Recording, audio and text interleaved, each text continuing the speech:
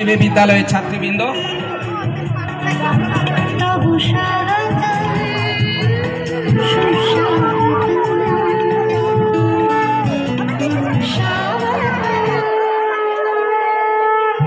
ফুল চন্দন দিয়ে বরণ করে নিচ্ছেন আজকের এই মহতী সভার মঞ্চ পুরোহিতকে বিদ্যালয়ের ছাত্রছাত্রীবৃন্দ।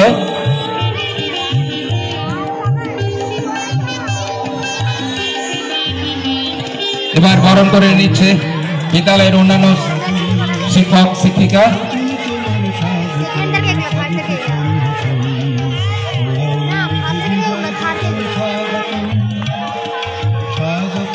মাননীয় সন্দীপ বাবু, আপনি ঘোরাফেরা না করে একটু আমাদের আসনে এসে বসুন।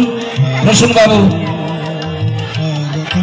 আসন গ্রহণ করার জন্য বলছি। দুই ম্যাডামকে আমি আমন্ত্রণ জানাচ্ছি আমাদের মঞ্চে। আমরা দেখতে পাচ্ছি না।